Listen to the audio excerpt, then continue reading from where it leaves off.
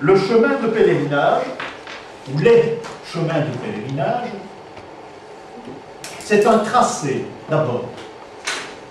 Un tracé qui envoie un homme sur une route vers un lieu qui est connu, en principe, et on l'envoie pratiquement sans argent. La bonne raison, ça fait partie des conditions du pèlerinage, c'est aller demander non pas l'aumône, mais demander le couvert et le logement. Hein, ce sont les principes de base d'un pèlerinage qui existe depuis un petit peu avant l'an 1000. Donc, le pèlerin part sans argent vers un lieu précis. Alors, comment se fait-il reconnaître? Eh bien, c'est parce qu'il a un insigne. Le pèlerin a souvent un insigne, c'est-à-dire le symbole de son pèlerinage. Pour Compostelle, eh bien, c'est une sorte de coquille, et vous l'avez là, mais qui n'est pas une coquille, hein, c'est un morceau de tissu, c'est une petite broderie peut-être que le curé de la paroisse en avait de réserve et en donne à ses pèlerins, c'est très possible aussi, puisque la coquille, il ne l'a pas, il l'aura en rentrant. Le grand mystère, c'est toujours le chemin de retour. Si les chemins de pèlerinage ont été, on a écrit beaucoup de choses là-dessus, eh bien jamais personne, au grand jamais, n'a parlé des chemins du retour. Je veux bien qu'il n'y a pas la moitié qui revenait habituellement, parce que sur la route de Compostelle, par exemple, eh bien, on rencontre des petites pierres tombales parfois. Bon, j'en ai pas vu 10, mais j'en ai rencontré où il y a une petite coquille, petite, discrète, et en vieux latin, il est indiqué qui repose à cet endroit, par exemple. J'en ai rencontré. Donc, il y a un chemin de retour qui est initiatique. Parce qu'il faut se dire une chose, c'est que lorsqu'on a atteint le but du pèlerinage, on est initié. Donc, il y a un chemin de retour où il faut mettre cette initiation en pratique. Je connais une chose de certaine, c'est que, en principe, au retour, le pèlerin peut être accueilli dans des abbayes, chose qu'il ne pouvait pas faire sous l'allée. Donc, au retour, on doit l'héberger. C'est une obligation. Comment fait-il? Il montre sa coquille maintenant, c'est plus différent. Ça va? Donc, le pèlerinage se passe. Quel est le but du pèlerinage? Ce n'est pas toujours aller, si vous voulez vous faire initier, c'est pas aller à Compostelle avec un bâton et faire de la marche, faire 25 km par jour. Ça n'a rien à voir, ça c'est du cirque. Moi j'appelle ça du cirque. C'est un peu ça. Non, le but du pèlerinage, ce n'est pas uniquement aller à Compostelle, à Rome, à Jérusalem, non, c'est entrer en contact avec le ciel. C'est le but premier. Marcher et être en contact avec le ciel. L'homme doit passer par des chemins, par des montagnes, par des cryptes, des tas de choses invraisemblables. Maintenant, c'est presque l'autoroute quand on rentre. À cette époque-là, pas du tout. Il logeait bien souvent, il dormait à la Belle Étoile. Et puis, à un moment donné, il s'agenouillait, il priait. Il faisait son pèlerinage, il priait. Il repartait à des endroits prévus, en pleine nature, sur le chemin. Allez faire sa rue Malibran, maintenant, vous aurez des problèmes. Hein. Eh bien, voilà une époque où ça se faisait couramment. Et on ne montrait pas le pèlerin du doigt, c'était normal.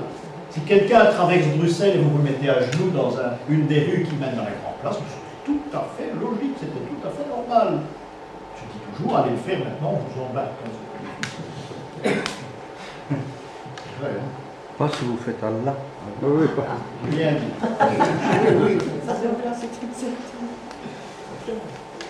Sur les semaines pèlerinage, donc on a l'occasion, ça c'est pas bon, on a l'occasion de faire cela. Donc, le pèlerin va rencontrer des phénomènes qui sont pour la plupart inexpliqués, et il doit se poser des questions. C'est la première chose que fait le pèlerin, c'est se poser des questions. Il ne peut pas voyager, il ne peut pas voir des choses admirables ou initiatiquement importantes sans se poser des questions. Surtout ne pas faire comme Perceval a fait dans le château du grand prêtre, c'est assister à une cérémonie et pas poser de questions. Ça, c'est la perte de l'homme. Votre voyage votre voyage initiatique est sans valeur si vous ne posez pas de questions. Donc c'est très important. Donc l'homme est soumis à des épreuves. Vous voyez devant vous un homme qui est empoigné par deux monstres. C'est le pèlerinage. C'est une façon symbolique de représenter le pèlerin qui quitte sa maison, qui quitte sa famille, qui abandonne tout et qui part en pèlerinage. Ça veut dire que sur le chemin, il va rencontrer des choses anormales qui vont lui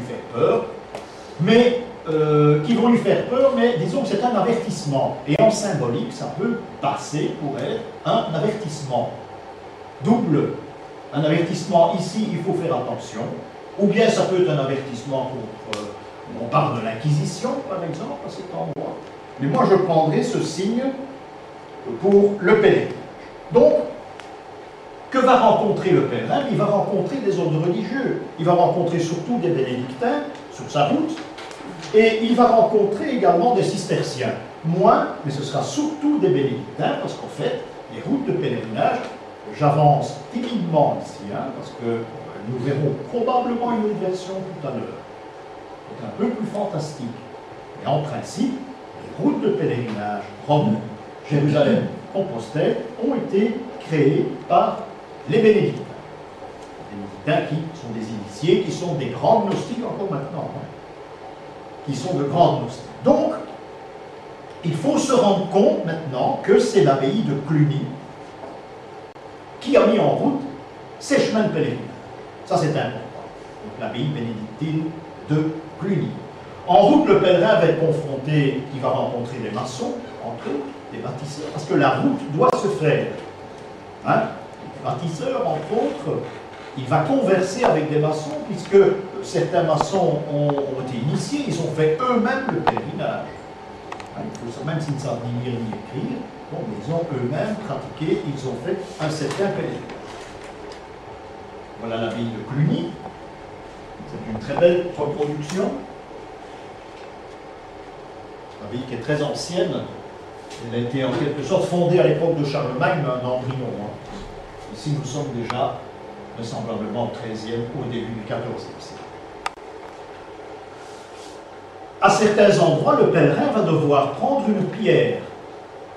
C'est logique. La pierre est un symbole, nous l'avons vu déjà depuis longtemps. Il va devoir prendre une pierre, il va devoir marcher avec cette pierre en main, et à un moment donné, à un endroit prévu, il va devoir la lancer.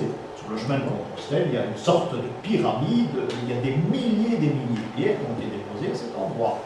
La pierre a donc une importance dans le pèlerinage. Prenez les musulmans qui vont à la Mecque, c'est devant une pierre qu'ils vont se rendre. Les croyants, les pèlerins de Compostelle, Compostelle je vous l'ai dit, mais les pèlerins qui vont à Jérusalem, à un moment donné, ils vont devoir arriver à un endroit, Jérusalem, qui, je vous l'ai déjà dit, est le centre du monde. Il y a une pierre à cet endroit. C'est le but. Donc, vous imaginez que la pierre a une très grande importance dans le système des pèlerins. Dans le cas des musulmans, c'est un aérolite. Oui, c'est ça, mais c'est toujours une pierre. La Kaaba, c'est toujours une pierre. Oui, c'est une pierre qui vient de l'espace. C'est toujours le problème elle-même. Oui. On tourne autour. C'est ça de le dire. Ici, on tourne autour. Ça, c'est une matière, tu dis que ça vient de l'espace. Oui, c'est une pierre qui est en météorite, quoi. Ça été prouvé, c'est ça. Si on savait, si on connaissait cette matière... Et je ne vois pas qui irait prélever un petit morceau non, pour analyser. Parfait. Donc, le pèlerin est confronté à des dangers, je vous l'ai dit. Cet homme ne mange pas à sa faim. Il entend des voix, il a des visions, parce que ça fait partie tout de même du jeu aussi. Et au fur et à mesure qu'il va avancer, il va finalement se rendre compte de sa personne, qui il est exactement. Ces chemins de pèlerinage, c'est quelque chose d'extraordinaire. Maintenant, je vous en parle d'une certaine façon, mais il fallait se reporter au Moyen-Âge.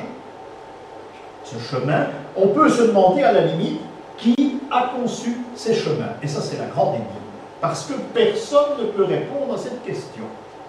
Je vous ai parlé de Cluny. Cluny, ce sont des gens qui gèrent, qui donnent des ordres, qui appellent des constructeurs, qui engagent des gens qui vont protéger, comme les Templiers, entre autres, qui vont protéger les pèlerins. Mais il y a un problème à la base. Qui a créé ces routes? Qui a fait que, sur cette route, vous arrivez à vous initier à condition de respecter toutes les étapes comme il faut les respecter et tous les rites comme il faut les faire. Donc, ça a été créé d'une certaine façon, on ne peut pas dire qui. Dans tous les livres, vous verrez, on parle de Cluny très souvent, mais on ne peut rien dire d'autre parce qu'on ne s'attaque pas à ce sujet. C'est un sujet mouvant, où on peut trouver n'importe quoi.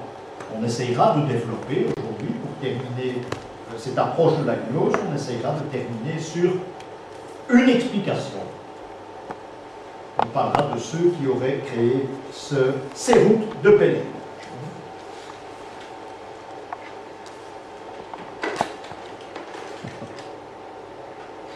L'homme va donc se rendre compte qu'il y a des bâtisseurs sur la route, des gens qui vont construire des cathédrales, mais pas n'importe où, des endroits prévus, des chapelles, des églises, des chemins de croix, tout ce qu'on peut imaginer, des hôpitaux, des ponts surtout. Le pont est très important dans la route des pèlerinages. C'est impossible d'aller de l'autre côté. Donc la première chose qu'une équipe de constructeurs a réalisé, ce sont des ponts qui passent, je vous en montrerai un tout à l'heure, des ponts qui passent la rivière. Le fait de passer sur l'autre rive est déjà un rite initiatique. En pensant à l'Égypte ancienne, par exemple, ça se retrouve aussi. Donc c'était déjà le problème de Saint Christophe, c'est initiatique aussi. Saint Christophe qui quitte une rive pour aller sur l'autre, et en plus on lui a mis le petit Jésus sur ses épaules, ce qui est très bien, ce qui explique un peu sa mission. Mais on prie Saint Christophe pour avoir une bonne mort, c'est-à-dire pour passer convenablement sur l'autre rive. C'est dire que le pont est important. Le pape prend le nom de souverain pontife, par exemple, parce qu'il doit vous relier au ciel. En principe, c'est son travail. Bon, maintenant, ils font autre chose, ça n'a pas tout fait. Hein? Mais c'est ça le boulot du pape, c'est d'aller vous mener sur l'autre rive, vous mener au ciel. Donc, le pont est quelque chose de capital dans l'histoire des pèlerinages. Pas de pèlerinage s'il n'y a pas de pont. Il y a des architectes en cours de route. Ceux-ci, ce sont des maçons. Il y a des maîtres maçons qui, eux, réalisent certaines conceptions, réalisent avec des sculpteurs un enseignement où vous allez retrouver chaque pierre à son importance dans certains endroits que vous allez visiter. Il faut savoir, ça aussi, ça fait partie du pèlerinage. Encore une fois, Cluny, d'après les livres, Cluny est responsable de ces routes de pèlerinage. C'est très théorique, ça peut paraître historique, mais vous imaginez bien qu'il doit y avoir autre chose au-dessus de Cluny. Et là est la question capitale. Il y a autre chose. À Cluny, il y a une communauté religieuse qui est quand même assez importante. Donc il y a dû y avoir, en quelque sorte, une tête, on va dire une tête chercheuse à la limite, une tête pensante qui a réalisé cet ensemble de routes. Voilà ceux qui étaient dans le fond responsables de la sécurité, entre autres, sur les routes de pèlerinage. C'est Cluny qui les a placés. Cet ensemble de commanderies, à l'origine, se trouve sur des routes, parce que des routes, il y en a plusieurs. Des routes, par exemple, qui mènent à Compostelle. Ça, c'est important. Il y a un problème aussi, auquel il faut être confronté lorsqu'on lit l'histoire des pèlerinages. Eh bien, c'est au moment où les routes de pèlerinage seront fréquentées, eh bien, il y a une chose extraordinaire qui tombe au même moment, eh bien, ce sont les constructions, dans le fond, l'introduction d'un nouveau style, qui est le style gothique. Le roman, on l'exploite pendant le pèlerinage, bien sûr, on descend dans des cryptes, on n'a pas le droit de ne pas descendre dans une crypte pour aller à un pèlerinage comme celui de Compostelle, par exemple. Donc, ça a une importance capitale, mais il faut savoir qu'il y a un style qui est né au cours de ce pèlerinage, c'est le style gothique. il y en a très peu qui ont trouvé une version exacte, proche de la vérité, d'où vient le style gothique et surtout son nom. Ah, vous verrez ça dans aucun livre. Je vais vous proposer une solution. Parce que pour ma part, elle marche, elle colle. Alors, quelle est la version école dans des livres? Eh bien, on vous dira, c'est un style sauvage qui a détrôné le style roman. Style gothique, ça va un peu dans tous les sens. Go, c'est sauvage, c'est très bien. Voilà le style gothique. C'est ce qu'on va expliquer. D'autres vont dire que ce mot a été inventé plus tard, ce qui est faux. Style ogival, on l'a inventé plus tard. J'aime bien le mot ogival, mais le mot gothique dit bien ce qu'il veut dire et donnera l'origine de ce style. Et c'est ça qui nous intéresse. Il faut savoir aussi que qu'il y a eu des papes issus de Cluny. C'était des gens exceptionnels. Il y en a eu quelques-uns à la même époque où les pèlerinages se fréquentaient en masse. Il y a eu des papes qui étaient issus de Cluny. Seulement, il y a un problème, c'est que le pape il dure rarement longtemps. Donc, ce n'est pas Rome, ce ne sont pas des papes qui ont mis au point ces routes de pèlerinage. C'est impossible, étant donné que, même s'ils sont gnostiques, même s'ils ont été initiés dans la voie bénédictine, bien c'est impossible qu'ils aient tous exactement la même idée. Un pape, parfois il dure 1 mois ou 2, parfois 6 mois, parfois 1 an, mais c'est un grand maximum. Ah, il y en a une liste sérieuse. Et les papes de Cluny, vraisemblablement, ils n'ont pas vécu vieux. On était nommé parfois couronné, on approchait des 80 ans, et 6 mois plus tard, on n'était plus là. C'était parfois dans l'intérêt du suivant. Hein. Enfin, ça c'est une autre histoire. On l'aidait. On l'aidait, gentil. Ça se faisait. Donc, un pape n'est pas apte, ne peut pas réaliser ces routes de pèlerinage, cette infrastructure qui nous mène dans des lieux d'initiation. Le pape est impossible. Donc, il y a une continuité, il y a quelque chose qui nous dépasse, mais quelque chose de voulu. Ce sont des lieux d'initiation celtique, pratiquement tous. Chartres. Non, pas pratique. Oui, mais attention, hein, Chartres, le fameux dolmen, etc. Tout ça, c'est de la blague. Il n'y a rien. On a fait des fouilles sensées. La ligne de Rocamadour. Rocamadour, c'est encore autre chose. Hein, et puis le Mont-Saint-Michel, oui. Évidemment le pèlerinage de Compostelle. Là, oui. Là, oui. Mais la route de Compostelle ne passe pas par Mont-Saint-Michel. Hein. Non, mais je veux dire, tous ces lieux de pèlerinage sont des lieux d'anciens pèlerinages celtiques. En principe, il y en a beaucoup, mais nous tenons ici à Compostelle. Ouais. Entre autres, nous avons beaucoup parlé de Compostelle, et pour cause, j'ai eu l'occasion de faire le pèlerinage et d'en revenir en une durée de 7 ans. Donc on rencontre sur sa route des choses extraordinaires. Donc il y a ce que l'on appelle, et ce que j'appellerai, il y a des supérieurs inconnus. Ce sont des gens, c'est un groupement qu'on ne connaît pas, qui sont anonymes à 100%, qui ont mis au point ces routes, qui ont jalonné ces routes, qui ont organisé les chemins d'initiation. Alors, qui sont-ils, ces personnages? Eh bien, on pourrait éventuellement manquer peut-être un peu de prudence, mais je pars du principe qu'il est très possible que ces gens tenaient les ficelles de ce qui se passait sur la Terre. Un groupement d'initiés, inconnus, ils n'ont pas laissé leur nom, mais qui tiennent les ficelles. En principe, on dira c'est Dieu qui tient les ficelles de la Terre. C'est ce qu'on dit au Moyen-Âge, c'est beaucoup plus simple aussi, c'est ce qu'on dit encore maintenant. Mais il y a pu y avoir le même groupement d'initiés, et ça rejoint un petit peu notre peuple élu, dont on a parlé en Gnose, de Jérusalem, ce peuple élu, qui serait l'héritier d'une science d'un autre peuple, etc. C'est le renouvellement perpétuel. Donc, un groupement de supérieurs.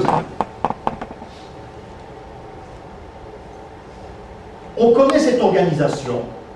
Vous les pèlerinages, on le connaît. Il y a des livres qui ont été écrits au Moyen-Âge, et surtout, certains par les Allemands, du moins, on les a conservés, ceux-là. On sait qu'ils existent, il y a eu des copies entre-temps, ils ont été, la plupart, traduits. Un point de départ, toujours un point de départ à la base. Ça, c'est très important. important, si bien que ce point de départ a été choisi tout spécialement. Et il faut retenir un petit peu lequel. Donc, il y a à l'origine un cerveau, un ordinateur, on dirait maintenant, qui organise tout cela. Ordinateur qui est situé, on ne sait pas très bien où, hein, mais ça fait partie, ces routes font partie du fantastique. Il faut les fréquenter, ces routes, pour s'en rendre compte. Et encore, nous sommes très loin du Moyen-Âge, mais il y a tout de même beaucoup de choses qui interpellent sur ce chemin. Alors posons-nous la question, nous passons à Orléans, la route passe à Orléans quand elle vient de Paris. Donc nous passons à Orléans et nous passons devant une magnifique cathédrale gothique. Donc il y a un style nouveau qui va être créé sur les routes de pèlerinage, du moins, je parle uniquement de Compostelle aujourd'hui, sur la route de Compostelle, il y a un style qui va naître. Le style que l'on appellera gothique.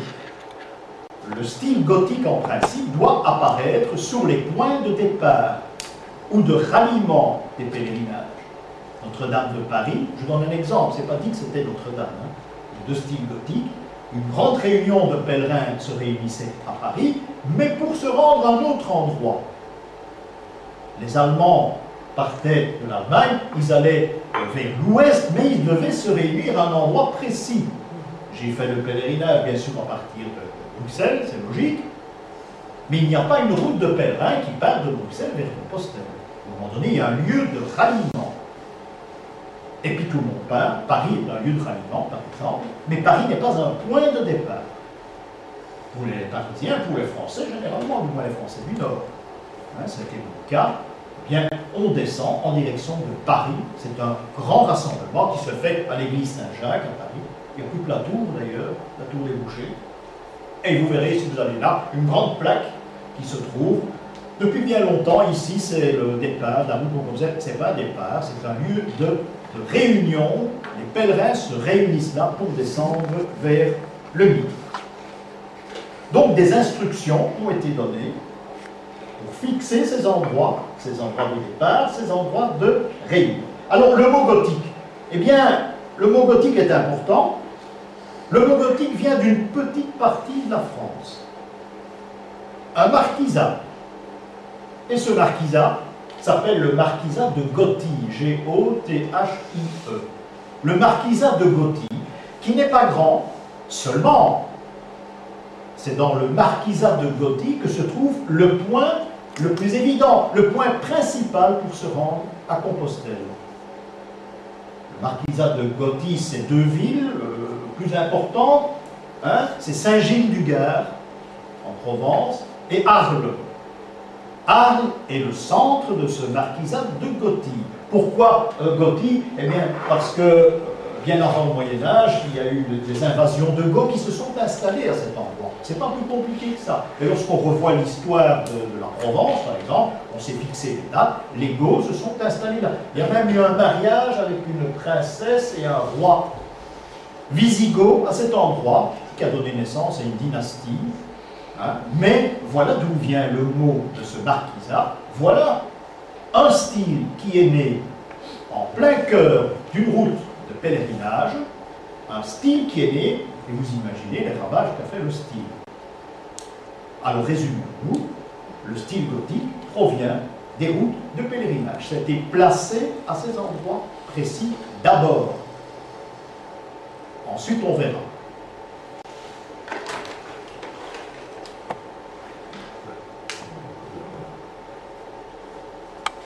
Donc, c'est dans le marquisat de Gothie que l'on pourrait rencontrer ces cerveaux, ou plutôt ce cerveau, ce cerveau qui a mis un point d'honneur à créer ces routes de pèlerinage. Le style gothique est un style de pèlerinage. Le style gothique a été créé à cet endroit. C'est qu'à cet endroit, il y a quelque chose qui doit nous interpeller. Et ça, c'est important. Autour de la première croisade, aux environs de la première croisade. Juste après. Puisque... En principe, juste après. Fin 12e, début 13e. En fond, notre exposé rejoint un petit peu cette date. Donc, il faut connaître le point de départ le premier point de départ qui va nous mener à l'endroit précis, au but de notre pèlerinage. C'est important, c'est extrêmement important. Alors, prenez votre feuille, la première que je vous ai donnée avec le beau petit dessin.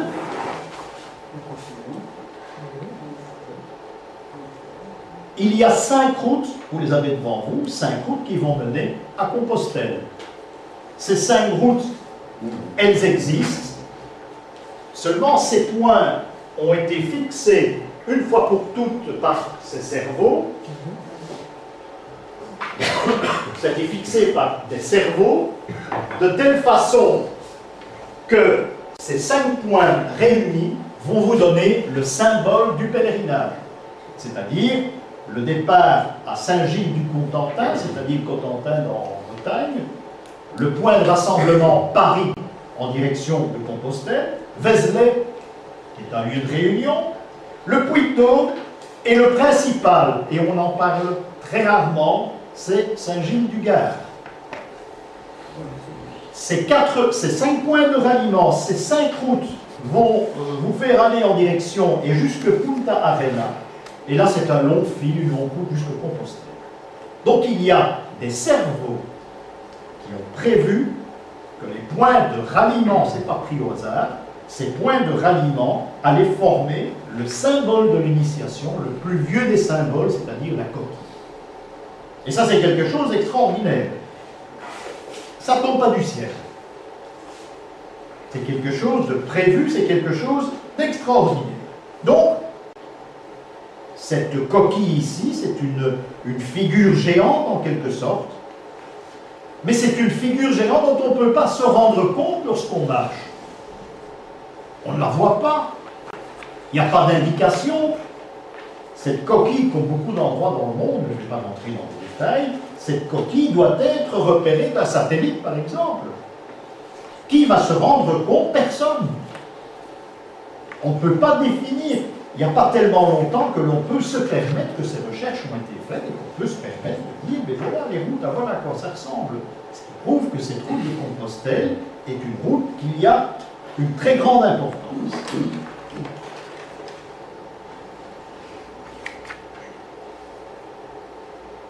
Donc quelqu'un a dessiné cela sur une carte d'abord et l'a placé concrètement, a placé ses points de départ concrètement. Alors vous ouvrez votre petit recueil aussi, j'ai eu beaucoup de plaisir à vous faire ça. Vous prenez la feuille 1 et vous mettez la seconde juste à côté de vous. Nous arrivons donc au marquisat de Gotti, parce que le point le plus important du pèlerinage, c'est Saint-Gilles-du-Gard. Si vous allez à Compostelle, vous devez obligatoirement passer par un endroit où il y a un des tombeaux de Saint-Gilles. C'est obligatoire, que ce soit le Cotentin, que ce soit Saint-Gilles-du-Gard, il doit y avoir un tombeau de Saint-Gilles.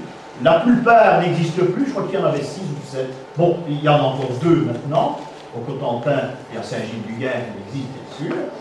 Mais si vous allez à Chartres, par exemple, qui est sur la route, et ceux qui ont été à Chartres avec moi doivent s'en souvenir, vous devez retrouver, avant de repartir, vous devez retrouver une représentation de la messe de Saint-Gilles, qui est très importante, mais que l'on voit trop rarement.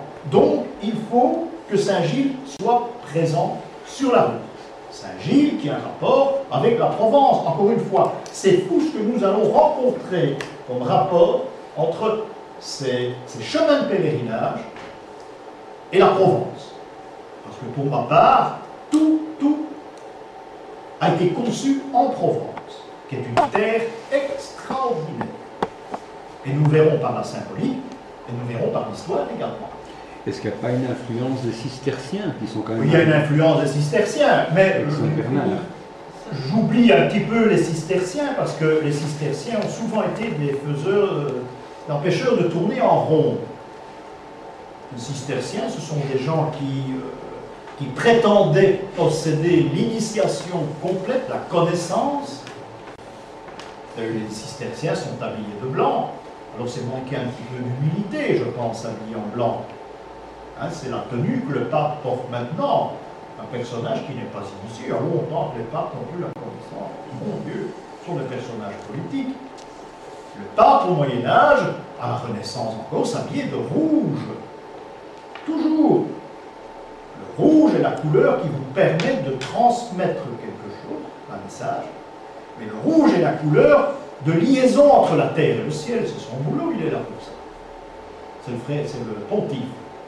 Donc c'est son travail. Donc la couleur rouge, c'est la couleur du passage vers le blanc. Mais le pape n'est pas initié, maintenant il ne peut pas. Et les cisterciens, c'est un petit peu ça. Hein? C'est un peu manqué d'humilité. Par contre, les bénédictins ont toujours été en noir. Pourquoi? Parce qu'ils prétendent ne rien savoir du tout. Pour eux, ils ne savent rien, ils doivent tout apprendre. C'est quand même différent. Voilà pourquoi je parle rarement de cisterciens. Et d'ailleurs, dans le chemin de Compostelle, on en parle, mais c'est très rare. Merci. J'ai eu l'occasion, durant ce personnage, en Espagne, de dîner un soir avec un père dominicain, qui était un homme extraordinaire. Et j'avais à côté de moi un interprète, nous avions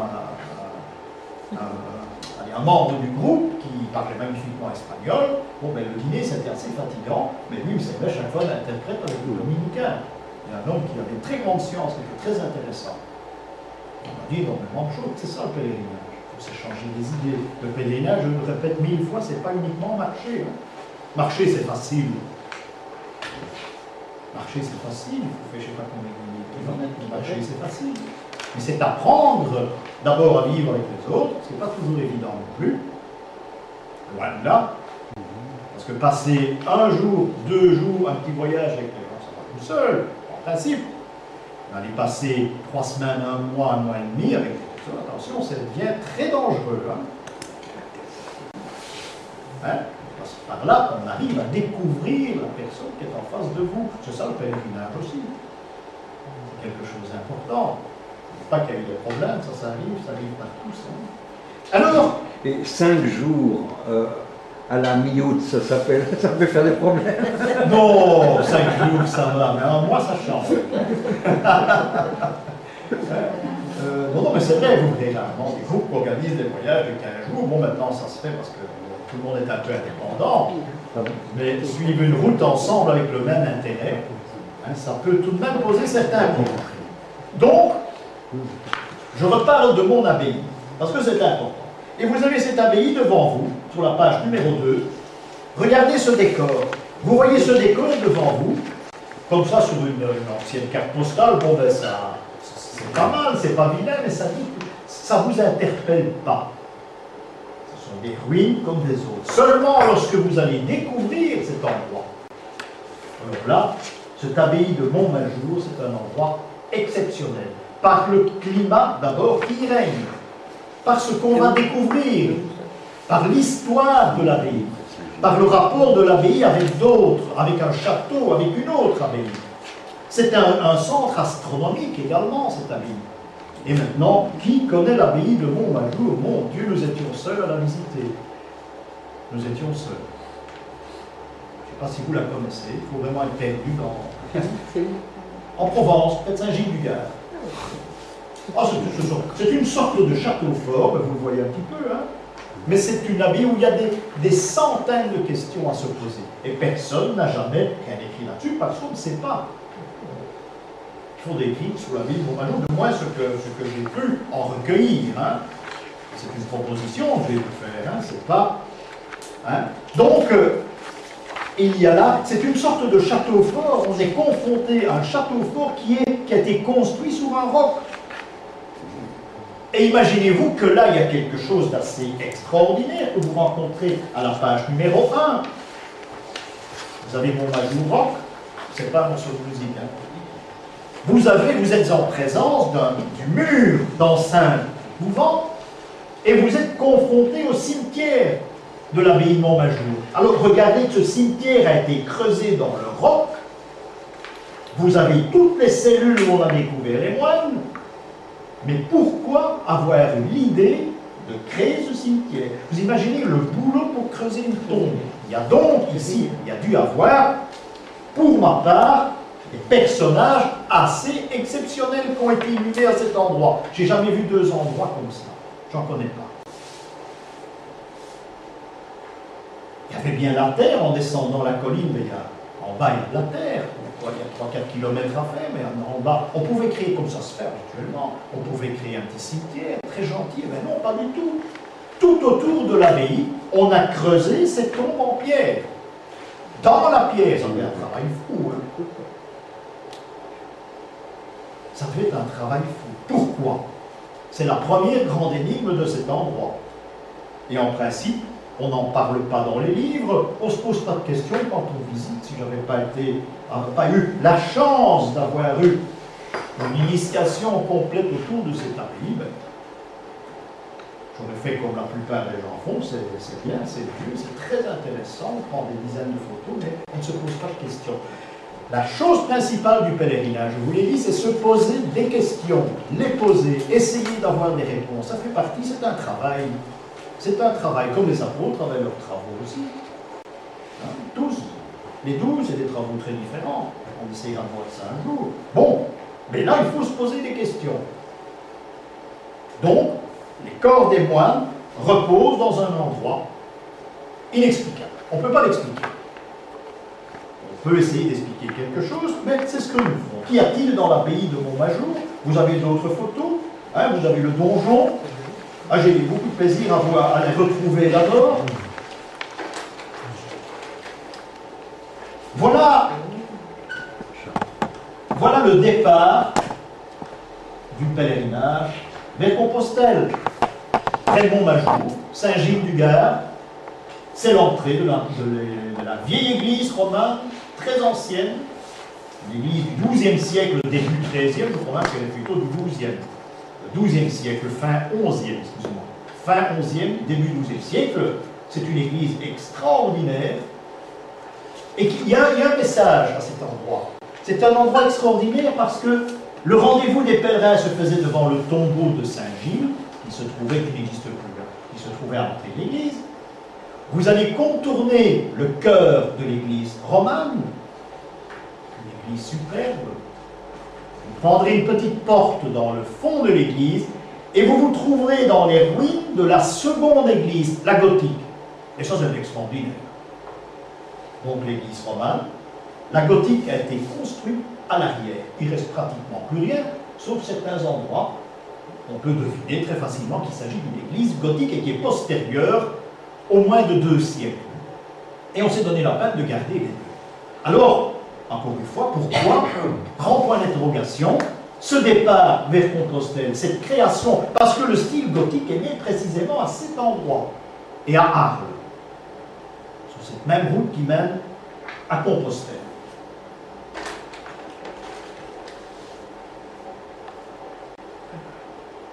Nous allons faire une approche. Nous allons faire une approche un petit peu de qui tient les ficelles. Montmajour, c'est également des souterrains. Il y a des souterrains qui vont dans tous les sens, mais qui sont impraticables pour le moment, quoi qu'ils existent toujours. Hein, il est impossible dans ce rocher. Hein, tout a été fait dans un rocher horrible. Hein, c'est presque de la pierre bleue, c'est pas du calcaire là. Hein. Donc, il y a cette route qu'on appellera route gothique. Il y a l'abbaye de Montmajour. Et alors ici, il faut essayer de toucher le plus près possible à ces fameux supérieurs inconnus. Parce qu'ils existent. S'ils n'existent plus, et j'en doute, c'est à cet endroit-là que toute la formule, que tout est né. Ce sont des pèlerins qui vont à Compostelle, grave erreur, ils ont la coquille sur le chapeau, c'est pas prévu. Hein, c'est amusant, ou bien ils en viennent. Non, ils sourient. Ils sourient, ou ils n'en viennent pas, ils parlent. Enfin bon, mais c'est un détail. Hein. Ils ont une représentation de coquille, oui, parce que c'est le symbole du pèlerinage, la coquille, n'importe lequel, puisque la coquille est le symbole de l'initiation. Seulement la vraie, celle-là, ils l'ont, ils ne mettaient pas au chapeau. Hein. Ils l'ont en rentrant de Compostelle. Ils pourront avoir sur leurs vêtements là, les 2 clés de Saint-Pierre, par exemple, s'ils reviennent de Rome. Hein, il y a ça aussi.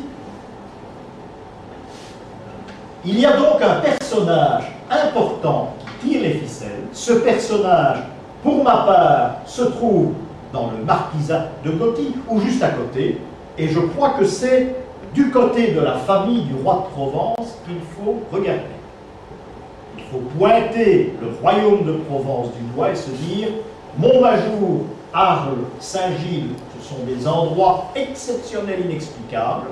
Il y a donc quelque chose qui s'est passé à cet endroit précis.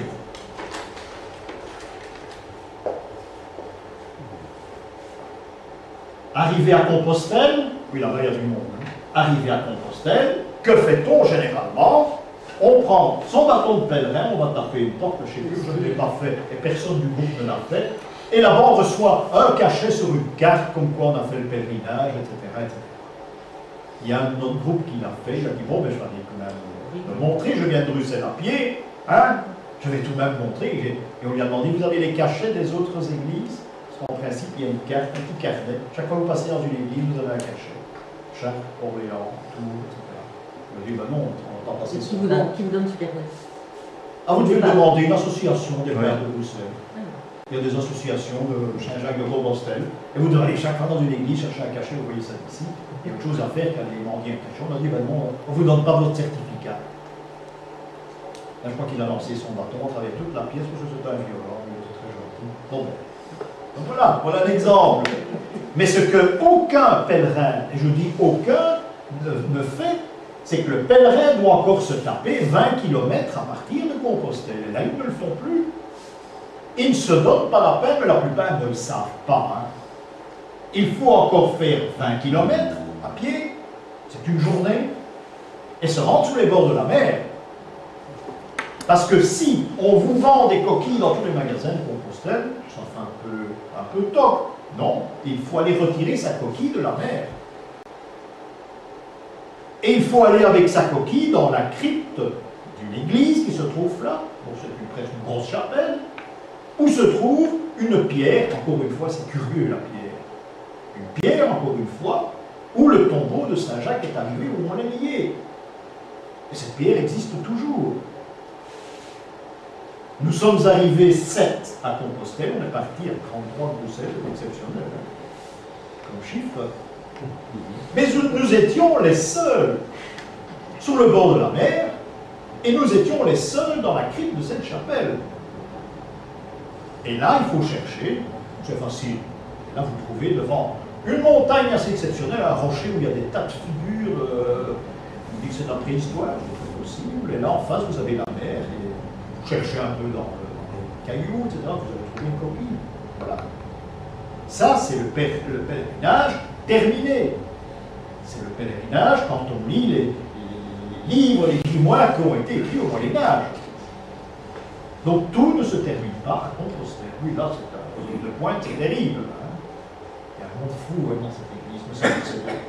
Si vous saviez combien de fois je suis resté devant et la regarder, la nuit, c'est quelque chose d'exceptionnel dans un ciel bleu étoilé. Hein. Voilà cette abbaye de Montmajour. Oui, c'est assez impressionnant. Hein. Ah, il faudrait qu'on retourne là. Pardon? Ah, mais c'est presque ça. Hein. Oui, dans ce roc, avoir créé une abbaye, là, dans ce roc. Je crois que j'en ai encore une. J'en ai encore une après. Et c'est l'intérieur. Oui, ça c'est très curieux, c'est parce que ces jours-ci, quand j'ai fait vos feuilles, j'ai rencontré la même photo, vous allez la voir. Voilà, page 4, vous avez la même photo. C'est marrant, hein?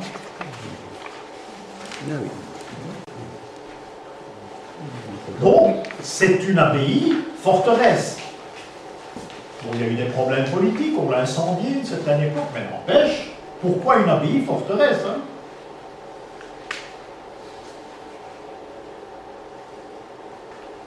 Parlons de Provence, restons en Provence, le royaume de Provence, parlons du roi René. Hein, René de Provence, qui est un personnage assez exceptionnel. Le roi René, qui va recevoir le royaume de Jérusalem. C'était aussi René d'Anjou. René d'Anjou. René d'Anjou, René de Provence. Ah, il avait les deux. Hein, oui, mais c'est lié alors à Jeanne d'Arc. Absolument. Absolument, nous en parlerons. Donc, il y a là un roi Il y a du rosé de Provence et du rosé Ah, mais il y a un rosé du roi René, où on le voit dans les vignes, je vais plus en surveillance, il y a un rosé du roi René. Donc, le roi René d'Anjou a hérité le titre de roi de Jérusalem. Alors vous imaginez, ça en plus, un roi qui règne sur le marquisat de Gothie, sur la Provence, d'Anjou, qui connaît, qui fréquente cette abbaye de Montmajour. On ne sait pas ce qu'il y faisait, on peut dire beaucoup de choses. Dans un petit endroit où va naître un style que l'on retrouvera sous les routes de pèlerinage, avouez que c'est quelque chose d'exceptionnel. Avoir le titre de roi de Jérusalem, c'est exceptionnel.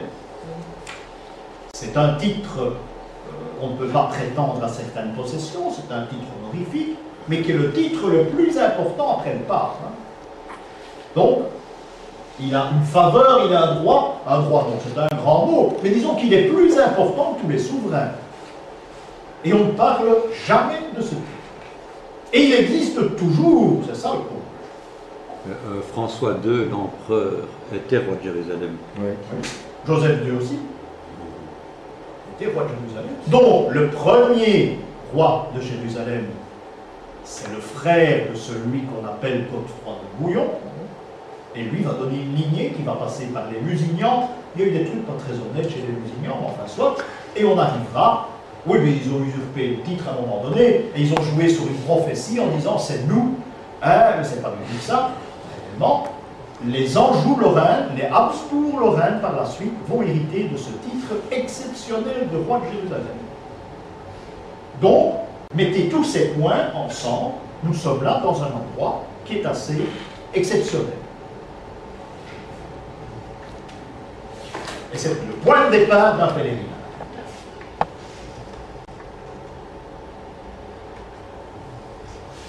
Le roi René, il passe ses journées à Tarascon, en principe. Et nous verrons tout à l'heure, Tarascon est le château qui se trouve de l'autre côté de l'abbaye de Montmajour, sur l'autre rive du Rhône.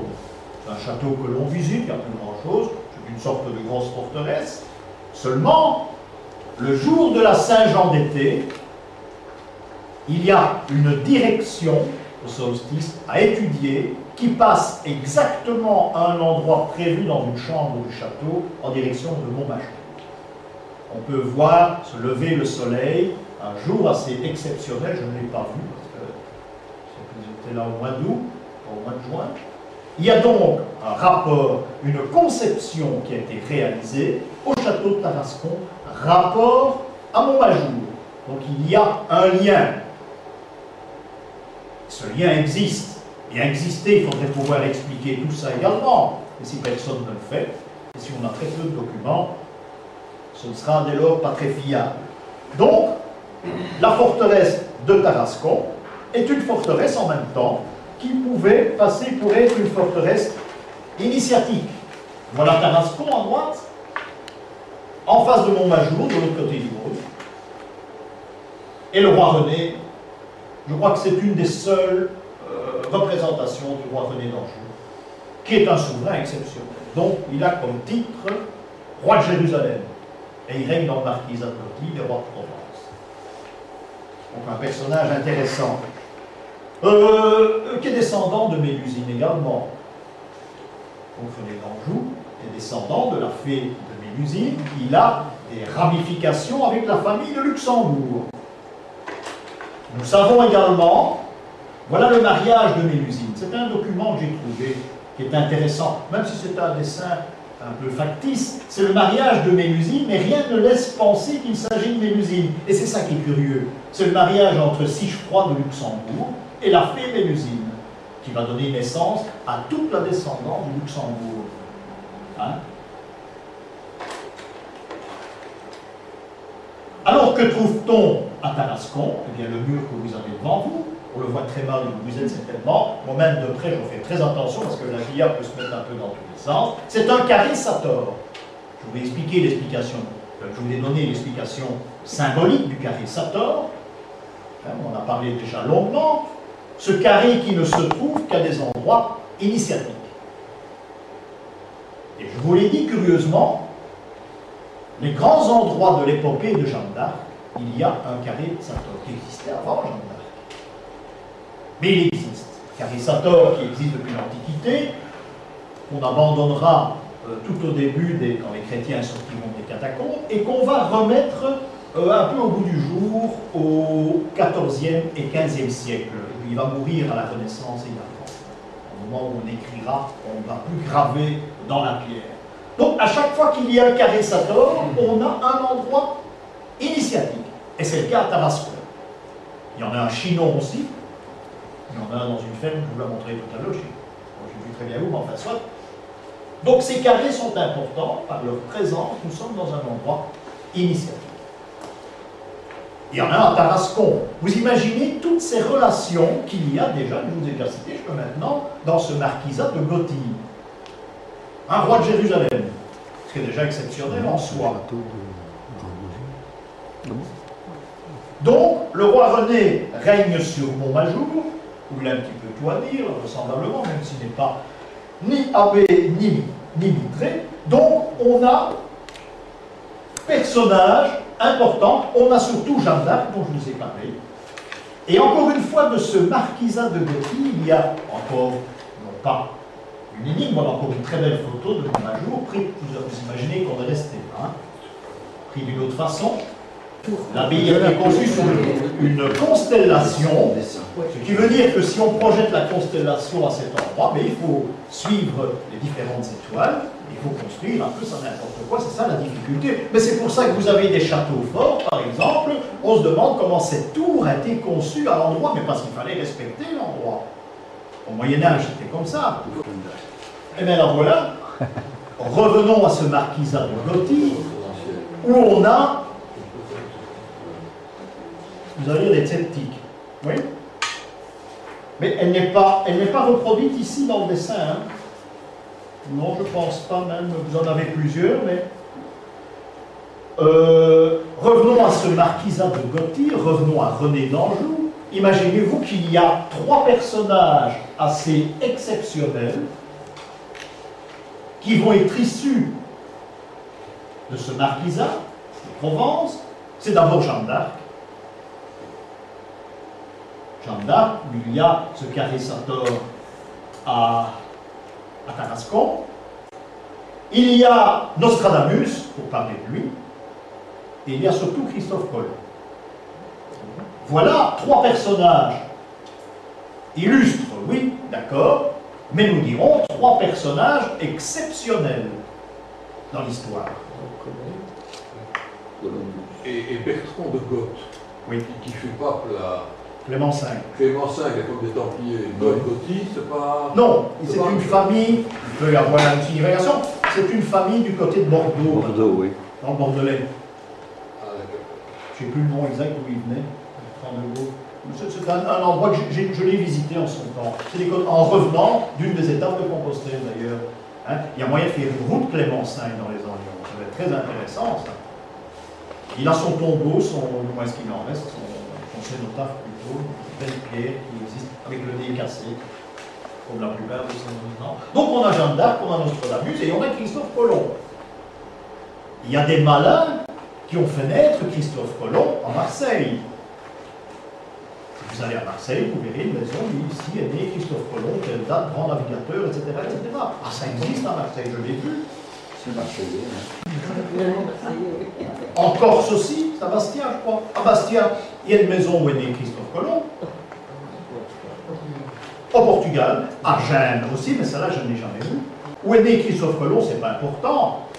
On prétend qu'il a usurpé son identité d'un autre Christophe Colomb, il a pris ses papiers en quelque sorte. Mais c'est un personnage énigmatique. Seulement, ce que l'on sait de Christophe Colomb et qu'on n'écrit jamais, c'est que cet homme avait été aux Amériques avant les services qu'il a donnés à l'Espagne. Ah oui. Et là vient le problème, c'est que Colomb travaille pour René d'Anjou. René d'Anjou est un prince immensément riche. On ne peut pas dire d'où il ne faisait pas d'alchimie. On ne sait pas d'où vient son argent. Mais il a fait construire des bâtiments, abbayes, etc. C'est un homme qui était immensément riche. On ne sait pas comment. Et il avait comme capitaine Colomb. Donc on a Colomb, Nostradamus et Jeanne d'Arc dans le même coin, c'est assez exceptionnel. Il Il faut le reconnaître. Comment Que est-ce va qu'on faire, pardon? comment est-ce qu'on a Jeanne d'Arc là Ah, mais parce qu'on a Carissator. Et Jeanne d'Arc est passée à Tarascon par la force des choses. Jeanne d'Arc a été guidée par la famille d'Anjou. C'est eux qui l'ont propulsée. C'est l'épouse, la mère de René d'Anjou, qui a reconnu la validité de Jeanne d'Arc après qu'elle ait reconnu le roi. Ah oui, absolument. C'était le cas. Je n'ai pas les détails parce que... Ah ben oui, mais là, on a assisté à la petite opération. On a vu voir si elle était en combien. Parce que là, elle est passée par la petite porte. Si elle n'était pas vierge, c'était une sorcière. Il paraît qu'elle était vierge, sauf si on a fait un faux certificat, tout ça existe, il y a pas l'ADN qu'on peut tricher, mais n'empêche, c'est comme ça que ça s'est déroulé. Revenons à Christophe Colomb. Christophe Colomb est un capitaine de René d'Anjou. Donc, en bateau, il est déjà passé aux Amériques. Il a ramené des choses exceptionnelles, dont de la flore, des arbres qu'on trouvait en Provence, des arbres qui venaient des Amériques. Regardez l'agneau mystique des frères Vanet, il y a des arbres qu'on ne peut pas déchiffrer, on ne peut pas les expliquer, mais il y a une explication très simple, c'est qu'on les a connus avant. Au moment où le tableau était peint, on les connaissait. On ne les trouve pratiquement plus. Et que s'est-il passé avec Colomb à la fin? Eh bien, René d'Anjou était sur le point de mourir. Il avait perdu un fils d'ailleurs dans une bataille, je ne sais plus laquelle, un fils qui avait été tué par le roi d'Espagne, je crois que c'est Ferdinand d'Espagne, je crois. Il avait été tué, et c'était l'ennemi, le roi d'Espagne était l'ennemi juré de René d'Anjou. Il a dit à Christophe Colomb, va mourir, que l'homme de confiance, mais ne va jamais chez le roi d'Espagne. Ne présente jamais tes services à cet homme, c'est un coquin. Et Christophe Colomb, qui ne pouvait pas être un imbécile, à la mort de René d'Anjou, il a été présenté ses services à la reine d'Espagne, à Isabelle. Et là, c'est tout différent. Il a dédouané sa parole qu'il a donnée à René d'Anjou et il s'est engagé. Mais il connaissait la route. Il l'avait déjà fait au moins 2 fois. Donc, encore une fois, cette maison d'Anjou est une maison assez exceptionnelle pour avoir 3 personnages, dont celui de Christophe Colomb, pour avoir ces 3 personnages. René d'Anjou était très riche aussi. Il y a donc quelque chose qui peut une nouvelle fois intriguer le pèlerin qui passe par là. Il voit Carissator, par exemple, le pèlerin doit savoir ce que c'est qu'un Carissator en quittant le lieu, son lieu d'origine, par exemple. Donc il est là à Tarascon, parce qu'il fait partie des lieux magiques. Parce que ça porte un autre nom, le Carissator dans les encyclopédies, vous verrez souvent carré magique. On ne dit pas Carissator, on dit carré magique. Ça fait partie de la magie, c'est bien aussi, comme comment il s'appelle encore, l'agneau mystique, eh bien c'est le mouton magique chez les Anglais, hein. Et je l'ai vu traduit littéralement de l'anglais en français, le mouton magique. Donc il y a ce mot magique qui est important aussi. Magie peut être proche du mystique aussi, pourquoi pas. Donc il y a, encore une fois, ce problème qui intrigue le pèlerin, cet endroit où il passe, il se pose des questions. Ces supérieurs inconnus, c'est très bien, mais on est en droit maintenant de se poser la question, qui sont-ils? Où peut-on les trouver? Parce que c'est tout de même important, ceux qui tiennent les ficelles. Alors, plusieurs auteurs qui parlent d'ésotérisme ont tendance à venir chez nous, à trouver un personnage chez nous qui est assez exceptionnel, personnage exceptionnel. Et quand je parle de chez nous, c'est un personnage qui a vécu et qui est mort à Tervues. Et ce personnage, qui est aussi important que René d'Anjou, c'est Charles de Lorraine, qui fait partie de la maison d'Anjou, et qui également est roi de Jérusalem. Donc la lignée continue et arrive ici avec Charles de Lorraine, qui est roi de Jérusalem, qui est le beau-frère de l'empereur d'Autriche, mais qui a plus d'importance que l'empereur d'Autriche lui-même, étant donné qu'il a ce titre de roi de Jérusalem qui est transmissible, père en fils. En principe, ce serait, on dit que ça a été le dernier roi de Jérusalem. Il y a une chose cocasse que Paul de Saint-Hilaire faisait remarquer en son temps. C'est curieux cette statue que vous... Non, ce n'était pas celle-là, c'était une autre. Celle-là du 19e siècle. Charles de Lorraine, qui était en consul romain, c'était la mode, hein, au milieu de la place royale. Et Paul me disait, c'est très curieux, celui qu'on dit être le premier roi de Jérusalem, qui est Godefroy de Bouillon, qui n'a jamais été, et le dernier, là, ils ont été sur la même place, c'est très curieux. Dernier roi en titre officiel, dernier roi de Jérusalem. Le titre va se transmettre par la suite aussi. Étant donné que lui n'a pas de descendant, c'est par son beau-frère, la famille régnante d'Autriche, que le titre va être transmis. Là-dessus, on voit quelque chose. Et il a la toison d'or. Et il a la toison d'or. Ouais. Il est grand maître de l'ordre teutonique. Il est grand maître des loges maçonniques. Et il a l'ordre de la toison d'or, l'ordre du Saint-Esprit. Mais il en fait tout, hein, pour pas se gêner. Il est gouverneur des Pays-Bas. C'est tout de même un bon poste pour la pension. Donc c'est un homme qui s'intéresse absolument pas à ce qui est artistique. C'est un bon vivant, il mange bien, il rigole bien. Mais c'est un homme de science, comme Pierre le Grand. On peut les comparer. Hein. J'ai une autre remarque, monsieur Lejeune. Reprenez votre plan de départ de Compostelle. Hein? Remarquez qu'il y a des petits points de coquilles au bord de la coquille. Vous voyez ça au-dessus? Paris, on passe, Vézelay, hein? Le Puy. Vous voyez ces petits points? Ce qui veut dire qu'il n'y a pas une ligne droite, il n'y a pas une finition en direction de Punta Arena. Ce qui veut dire qu'à chaque fois que l'on arrive, non pardon, oui, ben d'accord, à chaque fois que l'on arrive d'un point important de départ ou de ralliement, il faut obligatoirement revenir en arrière. Parce qu'on n'est pas encore assez dans sa forme souhaitée pour entrer dans une ville où on va découvrir des choses. Si bien que vous avez Paris, vous arrivez bientôt aux portes de Paris, vous ne rentrez pas dans Paris, vous allez jusque Pontoise, où il y a une Vierge Noire, et puis vous redescendez à Paris. C'est ce que montre ce petit dessin. C'est précis. Lorsque vous allez vous entrer à Laon, par exemple, je vais vous montrer, vous allez à Laon, avant de franchir la colline, vous devez faire demi-tour, aller jusqu'à Liès, où il y a une Vierge Noire. Et puis vous revenez à Laon et vous continuez. Il y a chaque fois un retour avec une remise en question. Et puis seulement vous continuez le chemin. Pour Paris, c'était Pontoise, d'où l'expression revenir de Pontoise. Hein. C'est de là que ça vient. Revoilà René d'Anjou. Cette fois, c'est un dessin avec son épouse Isabelle de Lorraine. Isabelle de Lorraine, René d'Anjou, un grand mariage, ça deviendra les Anjou-Lorraine. Encore une fois, vous voyez le personnage assez exceptionnel et ce qu'ils adorent. Donc, je vous l'ai dit, Charles de Lorraine, il est le frère de François III de Lorraine et d'Anjou. Hein? Ici, vous l'avez d'une autre façon, mais il a toujours les mêmes décorations, à peu près, à peu de choses près. Hein? Donc, c'est son frère qui va épouser Marie-Thérèse d'Autriche, grande souveraine également. Et lui aura le titre de roi de Jérusalem. Il vient donc parent de l'empereur, en quelque sorte. C'est Charles-Alexandre de Lorraine, roi de Jérusalem, mais gouverneur des Pays-Bas. Il passe donc au-dessus de tous les rois. Et il a la croix de Jérusalem dans ses armes. Voilà les armes de Charles de Lorraine. Et vous avez ici un petit canton. C'est la croix de Jérusalem et 3 croisettes qui représentent son titre de roi de Jérusalem. Donc, les Anjou-Lorraine, à partir de Charles de Lorraine, ils auront dans leurs armes la croix de Jérusalem, que vous avez là. On ne peut pas se tromper, c'est la croix de Jérusalem. Donc c'est une preuve de leur titre, pas leur possession. Hein. Attention, les rois de Jérusalem ne sont pas des gens initiés, hein. Loin de là. Hein. Ça, je n'ai pas dit. Hein.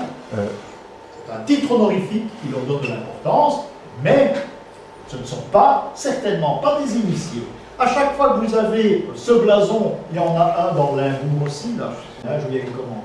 Il est à l'entrée sur une vieille tour, c'est tout ce qui reste de la commanderie. Diepenbeek, oui.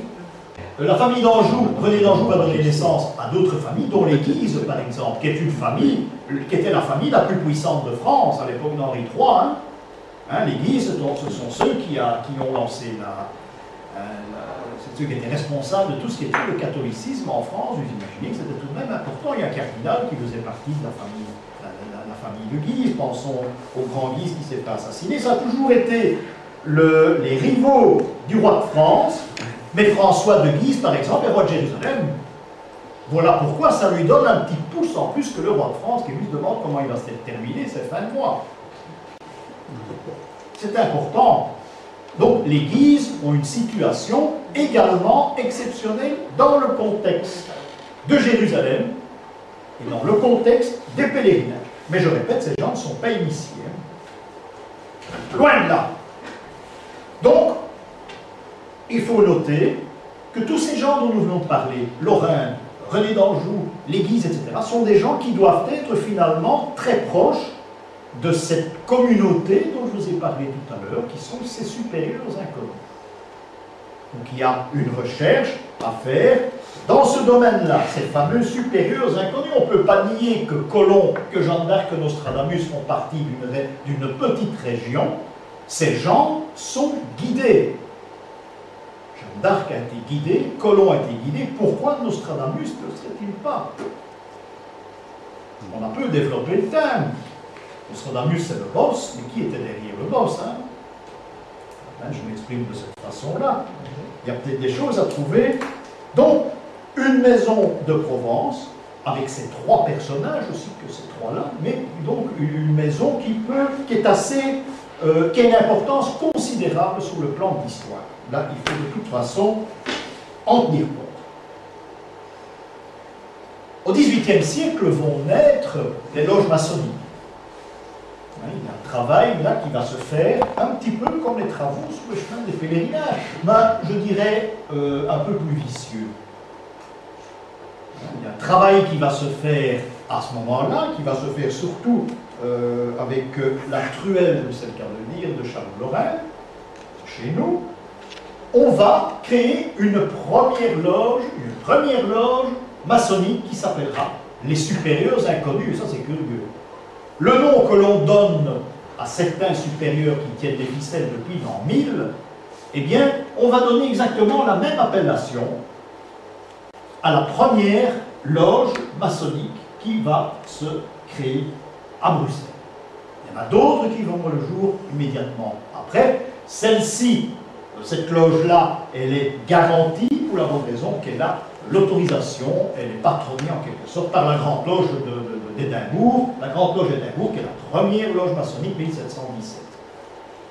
Et il y a toujours quelque chose qui m'a frappé, c'est que c'est en 1717, le même mois, je crois que c'est janvier, que Pierre le Grand va tomber avec son postérieur dans un lac dans le parc de Bruxelles. Le même mois, la même date. Et il y a une plaque qui indique en latin, tout autour d'une sorte de fontaine. C'est la même date. J'en sais rien, je te le propose. Je te le propose. C'est une margelle, c'est indiqué en latin, tu as déjà vu cette margelle? Bon. Tu ne t'es jamais posé la question, pourquoi, à partir de cette margelle, dans les bas-fonds du parc, elle forme de 4 côtés, qui est là, le profane des 4 côtés, tu grimpes, tu te trouves devant un étang qui a 8 côtés, un octogone, et tu te retrouves au paradis avec un grand rond dans le fond du parc. Mais il faut se poser ces questions. C'est une suite logique. Mais pourquoi partir du fond du bassin, à cet endroit-là où on a fait tomber Pierre le Grand? Bon, possible. Bon, alors, voilà cette première loge maçonnique qui réunissait les supérieurs inconnus. Et c'est la première loge de Bruxelles, c'était la loge Saint-Charles. Elle existe toujours dans le musée, dans le palais de Charles de Lorraine, à la place du musée. C'est une chapelle protestante maintenant. C'est Napoléon qui en a fait une chapelle protestante. C'était les écuries du palais. Hein? C'est devenu une chapelle protestante. Et à cette époque-là, c'était la loge Saint-Charles. Charles de Lorraine, hein, on est toujours mieux servi que par soi-même. Il avait le choix, il appelait ça la loge Saint-Charles. Si vous allez un jour à cet endroit, ça m'est arrivé plusieurs fois, vous allez découvrir, mais vous ne dites rien à personne, tenez ça pour vous, vous allez découvrir dans ces chapiteaux là-bas au-dessus, vous allez découvrir des petites croix de Lorraine. Elles sont très belles, elles existent toujours, avec des roses autour, ce qui veut dire beaucoup de choses. Hein. Elles existent, allez-y un jour, il y a parfois des visites. C'est où? Place du musée. Pour revenir ici, nous avons cette loge de supérieurs inconnus qui se trouve là. une loge qui tient les rênes de toutes les loges d'Occident. Toutes les loges d'Occident dépendent de la loge de Bruxelles. Je ne vais pas vous répéter les raisons, hein, nous avons vu ça assez longuement. Tous ceux qui font partie de la loge des supérieurs inconnus doivent obligatoirement être inscrits et fréquenter les ateliers des autres loges. Ce qui veut dire que Charles de Lorraine, lors de ses réunions, sait automatiquement tout ce qui se passe dans les autres loges du pays, et en France aussi, certaines loges françaises. C'est assez extraordinaire. En quelque sorte, c'est une toile d'araignée, où on sait tout ce qui se passe ailleurs par l'intermédiaire de cette première loge, qui est la loge, on dira, la loge mère. Les maîtres de poste, parce que c'est une maîtrise, hein, posséder un relais de poste. Les maîtres de poste doivent également être inscrits à la loge de Bruxelles. Mais ce n'est pas pour ça qu'ils font partie des supérieurs inconnus. Hein. Pourquoi? De cette façon, Charles de Lorraine sait le nom, l'origine de tous ceux qui entrent et qui sortent du pays. C'est comme ça que, au relais de poste de Casteau, eh bien Charles de Lorraine savait très rapidement que le comte de Saint-Germain était là, il était présent. On devait tout préparer chez nous pour recevoir ce très grand monsieur. C'est une époque où on aime le mystère. Hein. On aime le mystère, on aime tout ce qui est maçonnique, tout ce qui est interdit, tout ce qui est oriental également, ça captive les gens.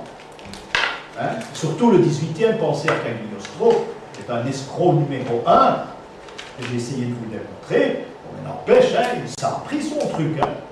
S'il avait essayé 30 ans plus tard, ça prenait. À l'époque de Bonaparte, on l'aurait lynché. Hein. Ça prenait plus. À l'époque où Cagliostro a essayé ses escroqueries, ça prenait très bien. Le comte de Saint-Germain rentre chez nous. Hein, c'est un homme qui va faire partie de la loge des supérieurs inconnus, bien sûr. Il va réaliser beaucoup de choses, dont le parc de Bruxelles. Entre nous, le parc de Bruxelles, c'était pas rien. Hein. Une partie de la place royale, certainement, et puis du jour au lendemain, on n'a plus entendu parler de lui. Attention, il ne s'appelle pas Saint-Germain quand il rentre à Bruxelles, c'est monsieur de Surmont. Pour vous dire l'esprit de l'époque, il devait se cacher, bien sûr, pas se cacher de la police, hein, mais donc passer un peu inaperçu. D'abord, de Surmont, c'était une terre que son père possédait en Hollande, c'était Opbergen. Opbergen en Hollande, c'était la terre d'Opbergen que son père possédait. Hein, et bon, il s'est appelé monsieur de Surmont. Et c'est sous ce nom-là qu'il rentre à Bruxelles. Il va loger rue Hollande, où il va rencontrer le ministre Cobbens, hein, où il aura des soirées très, très agréables, puis il va commencer avec les diamants, un peu de trucs. N'empêche, contrairement à Cagliostro, c'est un aventurier maintenant très intéressant. Je dis même supérieurement intéressant. Mais on dit toujours que c'est un aventurier, on les a côtés, naturellement c'est plus facile, il y a beaucoup de légendes, hein, mais n'empêche, c'est un homme à suivre. J'ai été il y a des années déjà à l'endroit où il est mort, à Cassel, en Allemagne, et j'ai pris le train, je te l'ai fait du mérite. Hein. C'est pas facile d'aller à Cassel en train. Et j'ai fait mes recherches sur place, j'ai été aidé, mais on n'a rien retrouvé. Sinon, j'ai rencontré un prêtre qui avait très difficile à s'expliquer en français et qui lui prétendait que Saint-Germain était une femme. Oui, mais je veux bien, mais il faut montrer des papiers. Il m'a montré de tout vieux papiers en allemand, mais dans un allemand nautique, on ne savait rien comprendre, mais lui comprenait. Et il y a un ordre comme quoi, avant minuit, on ne peut pas faire sa toilette. Interdit. Et cet ordre-là est important. On ne peut pas faire sa toilette, on ne peut rien faire. Il est mort, ben voilà, inhumé, on l'a placé dans un cercueil, comme il était en habit, peut-être en pyjama, j'en sais rien. Et on l'a placé là, mais on n'a pas pu toucher à son corps. Et ça, c'est rarissime. Et à l'église, en principe, on ne tolère pas ça. C'est pas sain. Et lui, ça a été comme ça. Et depuis qu'on m'a montré ça, il y a une vingtaine d'années, j'ai dit, tiens, il doit y avoir quelque chose là. Et il y a une chose extraordinaire qui doit nous rappeler la signification et l'origine de ces supérieurs inconnus qui sont francs-maçons au XVIIIe siècle, hein, seulement au XVIIIe siècle. Bien, je vous ai dit que la statue de Charles de Lorraine se trouvait à la place royale. Si vous prenez la truelle maçonnique dans le parc, le manche se termine à la place royale. La truelle est tenue par Charles de Lorraine, c'est quelque chose de fou. Mais là, nous sommes au 18e. Hein. Il y a une signification à en retirer, mais nous sommes un peu loin du sujet qui nous préoccupe aujourd'hui. Bon, ces supérieurs inconnus, on a dit qu'ils venaient, que ça c'est le genre d'Estrebet, que c'était des ovnis qui les ont amenés sur Terre, etc. Au Moyen-Âge. Non, on l'a dit, on l'a écrit. Hein. On l'a écrit. Hein. On aime bien employer les ovnis quand on est dans une impasse, qu'on veut dire qu'on ne sait pas. Hein. C'est plus amusant en même temps, parce que ça nous permet tout de même de chercher. Il faut dire une chose. Lorsqu'on part en pèlerinage à Compostelle, vous me parliez de monter tout à l'heure au puits. Non. C'est pas possible. Parce que le pèlerin, c'est celui qui ne sait rien, il saura un peu plus quand il sera à Compostelle. Ce qui veut dire que par humilité, il ne doit visiter que des cryptes. Et je vous assure qu'il y en a qui sont parfois très durs à faire, hein, notamment dans le Bordelais, des côtés de Saintes, là-bas. À Saint-Émilion, notamment, il y a une église impossible où il n'y a pas de lumière. Oui, ça va. Il n'y a pas de lumière, on va dans la terre carrément par un escalier, on ressort de l'autre côté, il fait noir, c'est dans de la terre battue encore, parce que tous les pèlerins passent par là. C'est un endroit sacré du pèlerinage, mais c'est en profondeur. Hein. Tout est en profondeur. Il n'y a qu'au moment où on approchera de l'Espagne, et bien sûr sur la route de Compostelle, qu'on va monter des marches pour arriver sur l'autel. Si vous avez été moi en Bretagne, souvenez-vous de l'église de Saint-Malo, toute une série de marches qui rentrent dans le sol. Il fallait donc passer sous terre. Endroit sacré pour le pèlerin, mais ça pourrait être un endroit sacré pour ces fameux supérieurs inconnus qui vivent au Moyen-Âge, à l'époque de René d'Anjou. Donc des gens qui se cachent en quelque sorte, mais qui tirent les ficelles sur terre.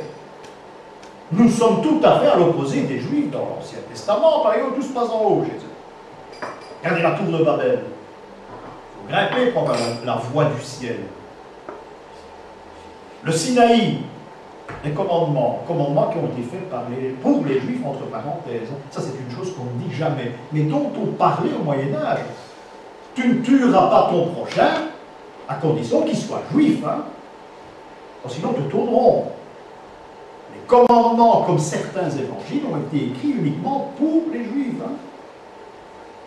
Tu ne trahiras pas la femme de ton voisin par son épouse, etc. Ah oui, s'il est juif.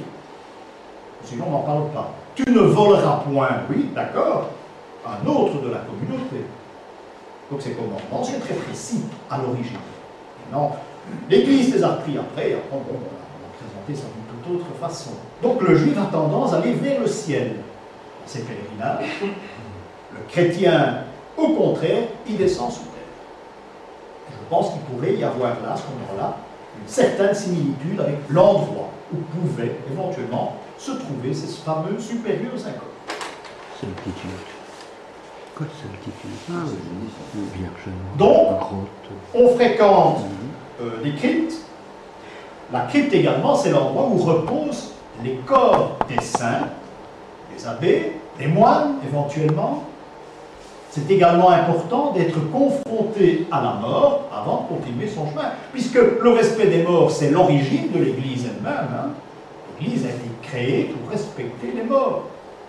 On enterre dans l'Église et puis on va enterrer dans le cimetière qui fait tout le tour. Mais avant de créer l'Église, on l'a vu la fois dernière, on ramasse tout ce qu'on trouve comme personnages qui ont été enterrés tout autour et on les place dans la crypte de l'Église qui est en train de se construire. Donc tout tourne autour d'un respect des morts. C'est peut-être une raison pour laquelle aussi on n'insistera jamais assez qu'il faut passer par les cryptes, par le sol, par la couleur noire, avant de trouver la lumière. Et les cryptes, je vous assure qu'il y en a sur Compostelle. Il y en a pas. À Montmajour également, il y a des souterrains. Il y a un souterrain qui va même jusqu'à Tarascon, en dessous du Rhône, paraît-il. Je ne l'ai pas fait, hein. Mais c'est ce qu'on dit. C'est ce qu'on dit. Mais il y a des souterrains à Montmajour dans tous les sens. Ce qui veut dire que les moines de Montmajour devaient vivre en profondeur. Mais ce qui restera toujours l'inconnu, c'est pourquoi les inhumer dans le rocher. Et il paraît qu'à l'époque, c'était comme tout des petits chapeaux. Il y en a un qu'on a conservé qui se trouve dans l'abbaye. Donc il y avait ce que vous avez devant vous, là, le corps qui était creusé, et à ce moment-là, on mettait au-dessus une sorte de chapeau très plat et qui rebondissait au-dessus. Il y en a une seule qui reste, elle est dans l'abbaye. Et je n'ai pas photographié, c'est complètement antique. Donc, moralité, c'est que c'est dans la terre qu'il faudra retrouver ces supérieurs inconnus. Voilà encore mon ajour, hein, ce fameux donjon. Ah, c'est un lieu exceptionnel, surtout quand il fait chaud. Et là-bas, il fait très chaud quand il fait chaud. Donc, il faut revenir à une chose aussi, en lisant nos évangiles, etc., il faut revenir à une chose, c'est que, en passant dans ces cryptes, en passant dans ces endroits sordides où il fait noir, où il n'y a pas une bougie, c'est vous qui devez l'apporter, votre bougie, c'est aussi très amusant cela, on peut comprendre l'importance des enfers. Parce que les enfers, c'est une chose, il y a une interprétation, il y en a même plusieurs, mais on peut comprendre l'importance des enfers. On peut comprendre ce que c'est pour les anciens descendre sous terre. Oui, ça peut avoir une toute autre signification. C'est là qu'on trouve certaines âmes. C'est sous terre. Pensez le mythe d'Orphée de Eurydice, par exemple. Comme ça, c'est encore tout un autre domaine dans ce genre de légende. On retrouvera toujours cette descente aux enfers, qui est capitale dans un pèlerinage, du moins celui que nous parlons pour le coup. Je fais un pas. Pensez à Jules Verne, par exemple. Vous connaissez le roman de Jules Verne, Le voyage au centre de la Terre. Lisez-le, essayez de le décrypter, vous allez retrouver tout cela. De toute façon, Jules Verne n'est pas n'importe qui. Je n'ai jamais aimé personnellement la littérature de Jules Verne, mais quand on m'a fait approcher Jules Verne par ce qui est là, ça devient tout autre chose. Si vous vous intéressez à l'histoire de Rennes le Château, j'ai eu beaucoup de passion, je l'ai fait seul, avec le livre de Jules Verne, à me retrouver, aller sur la route du trésor de Rennes le Château. Ce qu'on appelle le trésor, vous seriez étonné ce que c'est, mais n'empêche, c'est fabuleux. Mais il fallait prendre Jules Verne. Et Jules Verne a replacé l'histoire de Rennes le Château dans un de ses romans, Clovis Argentor, que très rare. Clovis Argentor, il faut le lire, c'est d'un barbant à lire, parce qu'il y a des chiffres, mais à côté de ça, il faut le décrypter. Vous ne faites pas ça seul. En général, vous passez par un auteur qui, lui, c'est l'ami, je crois, c'est l'ami qui a fait ça. Ou je me trompe. L'ami a fait un travail, je crois que c'est l'ami qui est chercheur, un travail où il décrit toute l'œuvre de Jules Verne. Et là, il compare Jules Verne avec la recherche du trésor de Rennes le Château. J'ai fait la piste, c'est une journée de marche dans la gadoue. Mais n'empêche, le résultat est fabuleux. Je l'ai fait après, mais je n'ai pas obtenu le même résultat. En fait, ça c'est peut-être une question de redite, c'est possible. Mais j'ai eu moins de chance. Je l'ai fait avec un bout la seconde fois. Puis je ne l'ai plus jamais refait. Mais on n'a pas eu de chance, le temps n'était pas bon. Et quand le temps n'est pas de la partie dans ce genre de voyage, hein, il vous annonce par exemple qu'à un moment donné vous êtes dans la montagne, il y a de l'eau qui coule, un filet d'eau. Un filet d'eau qui coule, vous devez vous mettre à genoux et prendre l'eau et la mettre à la bouche, par exemple. C'est une eau salée, c'est pas possible, c'est comme la mer morte. Mais il est dit qu'il faut suivre la Salse, qui est le ruisseau qui passe à Rennes-des-Bains.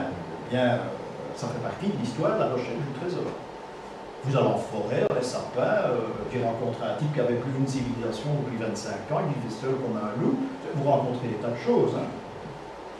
Mais je me suis basé sur on a décrypté le livre de Clovis Argentor de Jules Verne. C'est dire donc ici, on peut interpréter Jules Verne, qui est un homme assez exceptionnel, quand on est capable de le décrypter, et ça a été fait. Je ne sais pas si ici ça a été fait, c'est bien dommage, mais ça devrait se faire.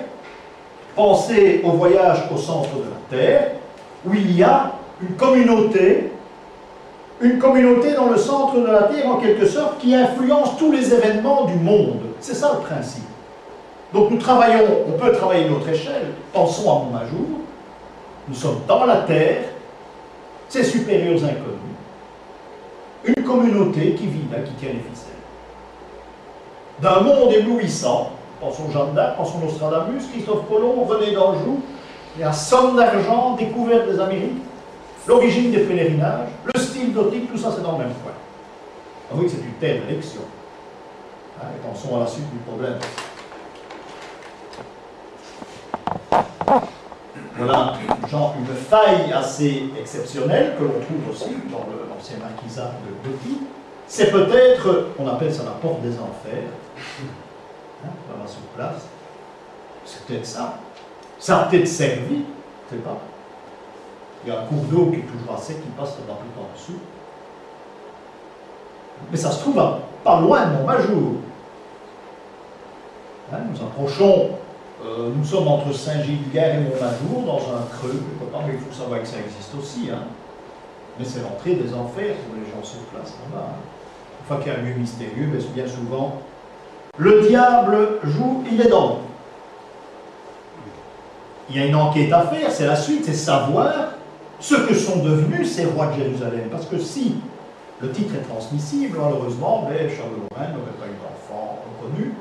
Hein, il y a eu un problème, je ne sais pas lequel. Bon, la lignée casse à un moment donné, et le titre sera transmis à l'empereur d'Autriche, dorénavant. Ce qui veut dire que la lignée d'Habsbourg, Habsbourg, Lorraine, Anjou, Autriche, la lignée d'Habsbourg, le titre de roi de Jérusalem, va leur coller. Et là, ça peut devenir intéressant, parce que ces Habsbourg, soit qui sont de ligne directe, soit par cousinage, etc., vont devenir des personnages très importants, parce qu'on va les découvrir autrement. Pourquoi croyez-vous, maître le roi, qu'il y a un Habsbourg qui va se balader à Rennes-le-Château? On se pose la question. Ah ben oui, ben je crois que j'ai une réponse. Et que je n'ai jamais trouvée. Cette réponse, je peux l'affirmer depuis moins d'1 an. Je n'y ai jamais pensé. Ne prenons pas ces Habsbourg comme des souverains absolus. Il n'y a pas que ça. Hein. Et pourquoi y a-t-il les armes de Léon XIII sur le pignon de l'Église? Aussi. Pourquoi il y a ce lieu terrible? On en écrit tout ce qu'on veut. Il suffit de prendre le missel et on sait pourquoi c'est inscrit dessus. C'est tout à fait banal même ça. Ça n'empêche, on peut écrire des livres avec ça. C'est ça le problème. Le seul Habsbourg qui va se balader à Rennes-le-Château, ce n'est pas un touriste. Il y a des raisons. Mais je crois qu'il y a une des raisons valables pour ma part, c'est le fait qu'il fait partie de la famille du roi de Jérusalem. Donc il possède certaines choses. Des secrets peut-être. Oui, pourquoi pas.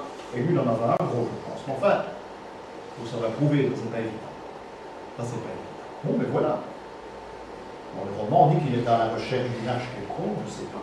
Donc, Charles Lorrain meurt, et Joseph II deviendra roi de Jérusalem. L'empereur Joseph II, curieusement, il a fait démolir toutes les églises chez nous à coup de folie, mais il a obéi. Il a obéi au Vatican. Et les abbayes, à cette époque-là, à la fin du XVIIIe siècle, étaient devenues des grandes fabriques. On gagnait énormément d'argent. Le pape n'avait plus aucun contrôle sur la finance des abbayes. Quand vous pensez qu'au Moyen-Âge, le petit tronc Saint-Martin dans une église, on le vidait, on comptabilisait pour l'abbaye, c'était une histoire infernale, c'était une comptabilité. Hein. Et quand on voyait qu'un Saint-Martin marchait moins bien, on plaçait une Sainte-Isabelle à cet endroit-là, ça marchait. C'était ça, lui, c'est un travail aussi. Hein. C'est un travail, ça c'est pour le monde profane. Vous voyez qu'à côté de ça, il y a tout de même quelque chose de beaucoup plus important. Joseph II va transmettre le titre à son fils, Léopold II. François II également deviendra roi de Jérusalem, François II, hein, qui va épouser Marie-Thérèse de Bourbon, une alliance avec la France. Il y aura l'archiduc Ferdinand Ier, là on approche un petit peu de la fin du XIXe siècle, l'archiduc Ferdinand. François-Joseph, empereur, qui pour ma part est le roi des chrétiens, mais enfin n'empêche, il a le titre. Il a le titre, François-Joseph, et n'oubliez pas qu'à Vienne se trouve la lance de Longinus, qui a blessé le Christ sur la croix. C'est à Vienne qu'on la trouve, alors vous, elle n'est pas... Attention, je parle lance qui a transpercé le flanc du Christ, c'est un symbole. La lance qui est à Vienne, c'est celle qui servait au couronnement des empereurs. Il dit que l'empereur, à ce moment-là, il est en présence de la lance, mais en principe, ce serait la lance de Saint-Maurice. Saint-Maurice qui a péri avec ses troupes là, des côtés d'Ancône. C'est la lance de Saint-Maurice qu'il avait sur le champ de bataille. La lance de Longinus, c'est les Teutoniques qu'il avait. En principe, ils l'ont perdu à Gotland, je crois. Gotland. Parce que le chef, le grand maître teutonique, il avait la lance en main sur les champs de bataille, ça devait lui donner la victoire. Les autres avaient peur, évidemment, mais ça devait lui donner la victoire. Et à un moment donné, c'est à Gotland, je crois que c'est pas à Tannenberg. Non, à Gotland. Non, Tannenberg, ça a été la tatouille maison. Bon. On a Joseph II, on a Léopold II, les archiducs, on a François-Joseph, qui est empereur. qui a été initié également et qui aurait pu porter le titre de roi de Jérusalem, c'est Maximilien, l'empereur du Mexique. Mais lui, il a été abattu, il n'a pas eu voix au chapitre, donc il a été abattu, il a été fusillé là-bas. Mais n'empêche, alors on a finalement celui dont on parlera de ce titre de roi de Jérusalem, et il sera d'accord d'en recevoir, d'être adoubé à ce titre. C'est le fameux Rodolphe de Meyerling, qui lui va mourir d'une façon, on ne sait pas très bien comment, mais c'est loin d'être un suicide. Le roi de Bavière aussi, qui n'a rien à voir avec Jérusalem, mais c'est loin d'être un suicide également. Curieusement, le destin de la maison d'Autriche va être ébranlé à partir de François-Joseph. Ce type perd son fils, il perd sa femme dans des conditions assez terribles, elle va se faire poignarder sur un embarcadère à Genève. Oui. On ne va plus trouver de successeur, ça va être une histoire terrible. Oui, on va trouver un cousin là, mais qui aura des très graves problèmes parce qu'il ne l'aime pas. François Ferdinand et l'empereur, ils ne s'aiment pas du tout. Et c'est réciproque. Alors lui disait, si un jour celui-là doit régner, mais qu'est-ce que ça va faire pour l'histoire? C'est pour ça que quand François Ferdinand, qui est roi de Jérusalem, également, il a été assassiné à Sarajevo. Vous connaissez Sarajevo. Bon, ben lui, l'enterrement, ça a été très vite l'enterrement de François Ferdinand. Mais alors, là, je ne sais même pas s'il y a eu une grand-messe. Ça a été très rapide. Alors, François Ferdinand a un frère qui est Otto, qui sera initié, qui ne sera pas roi de Jérusalem, il sera initié, et finalement ce sera son fils. Son fils, Charles, qui n'a pratiquement pas régné, le fils d'Otto, Charles, qui sera Charles Ier, qui est le dernier empereur finalement, qui va épouser Zita de Bourbon-Parme, qui sera, Charles Ier, sera empereur. Une chose très curieuse, c'est une parenthèse, il a été béatifié, paraît-il, je ne le savais pas. Je ne sais pas si vous le saviez, mais Jean-Paul II, avec toutes ces machines de canonisation, eh bien, il a béatifié Charles Ier. Je ne savais pas, je l'ai appris il y a peu de temps, vous saviez, je trouve ça très curieux. Je trouve ça très curieux. Qu'est-ce qui a fait qu'un pape bouge pour canoniser Charles Ier? Charles Ier, c'est vraiment un règne éphémère. Alors Charles Ier, ben, il a une grande famille, et il a un fils qui est Otto de Habsbourg. Otto de Habsbourg qui, en quelque sorte, il vit toujours, qui est le roi de Jérusalem. Il est mort il y a peu de temps. Oui, il est mort. Il est mort, ben, c'est son fils. C'est son fils qui veut être Otto en principe. Rodolphe. Je suis pas sûr. Oui, je pense bien. Mais on ne parle plus du titre. Le dernier en titre, c'est Otto de Habsbourg. C'est lui qui est le dernier roi de Jérusalem. Oui, C'est un curieux personnage. oui, parce qu'il a même été... Plusieurs enfants. Elle était 8 enfants. Oui, dans cette famille, c'est... Ils ont beaucoup d'enfants. Dit son neveu, le mari de... Vous savez, nous avons un Lorraine dans notre famille maintenant. On a un Lorraine dans la famille.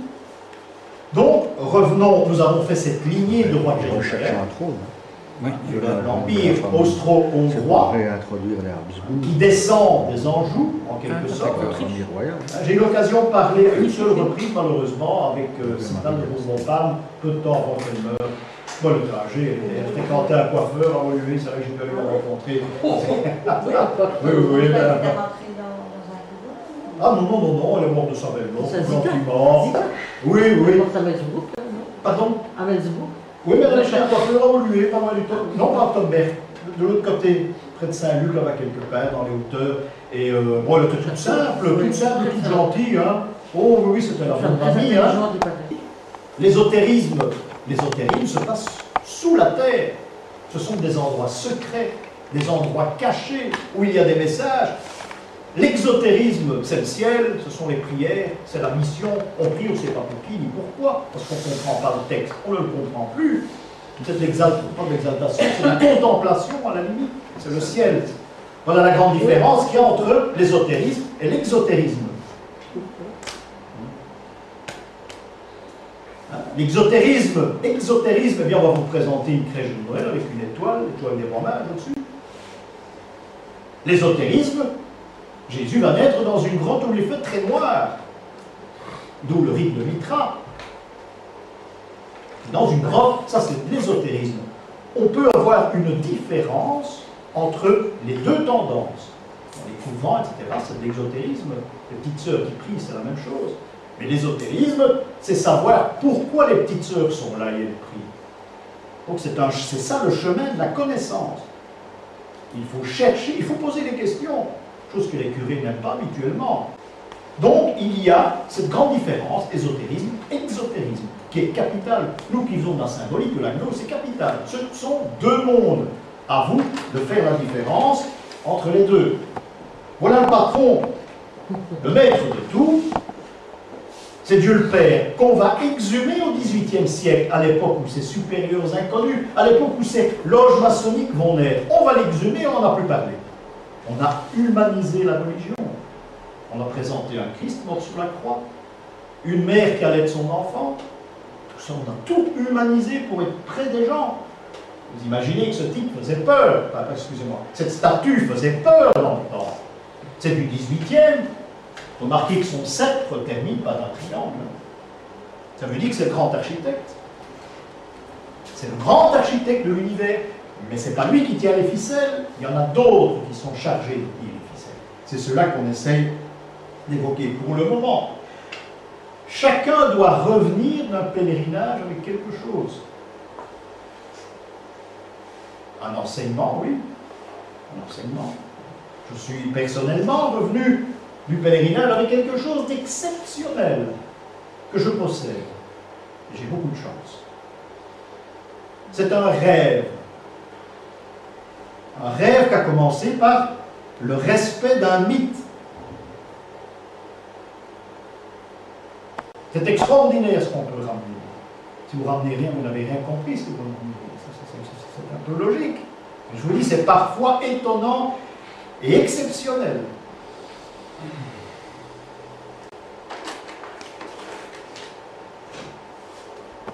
Donc, j'hésitais, je crois que c'est con. Hein. Vous avez une petite idée. Pour moi, c'est l'abbé con, mais je peux me tromper. Je l'ai trouvé dans une tonne et j'ai trouvé ça très beau.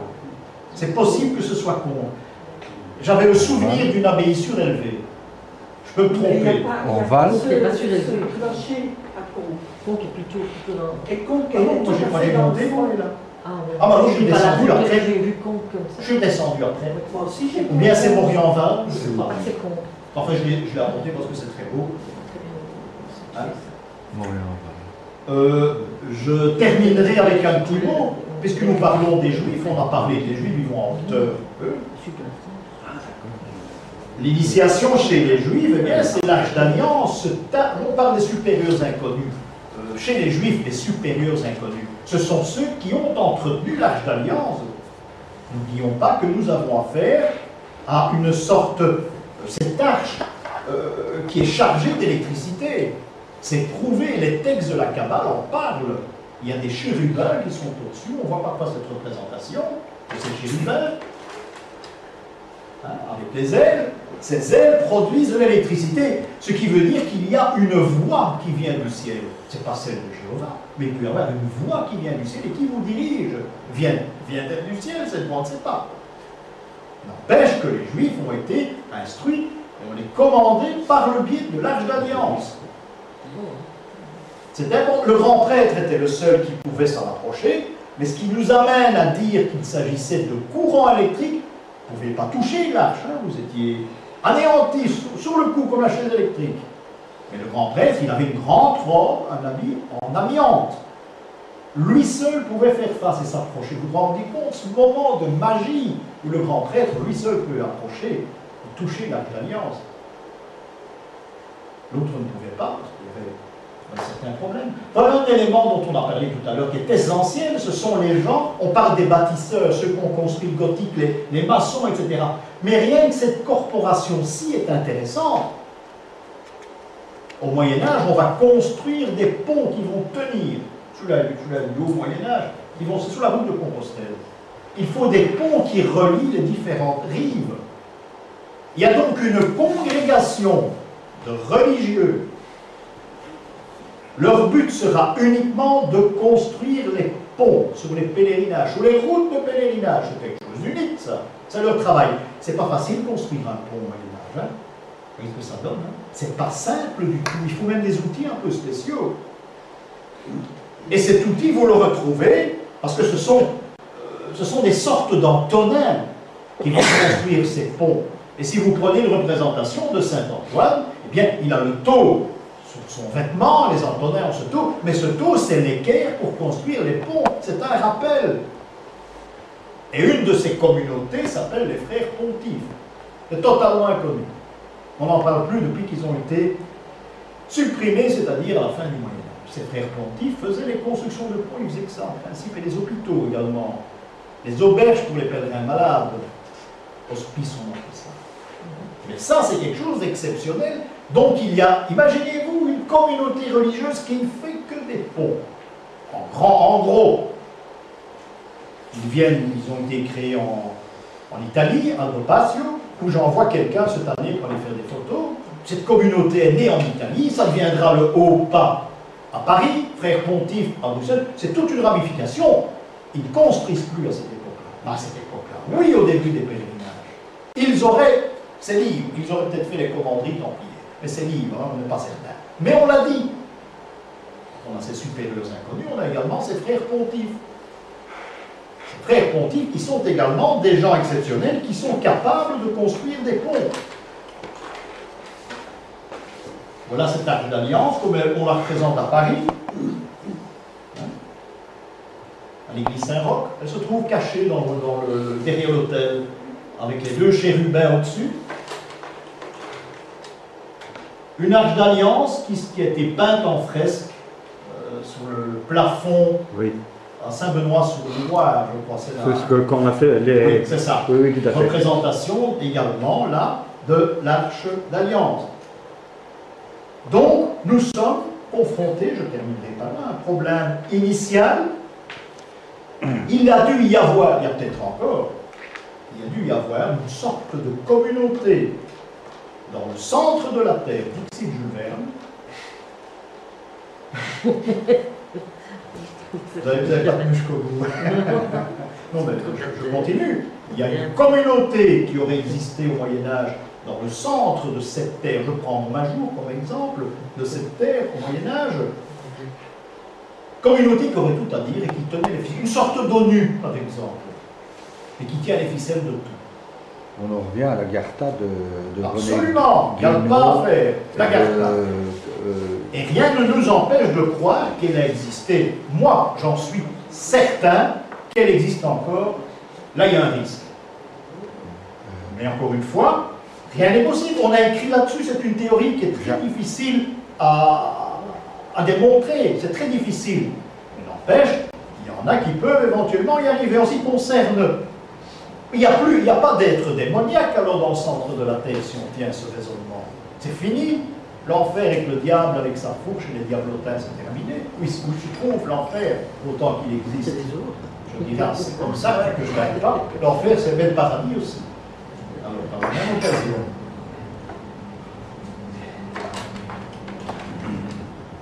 Voici, et on termine la gnose, voilà le personnage, c'est l'image qu'on doit avoir devant soi quand on étudie la gnose.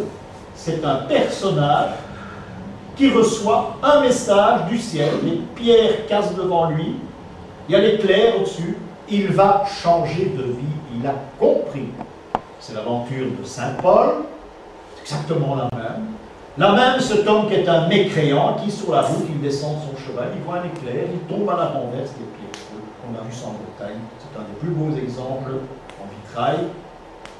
Cet homme qui change de vie, il se rend compte qu'il est autre chose, que dans la vie, il est prisonnier, il doit casser les murs, vivre en marginal et se rendre compte de sa mission.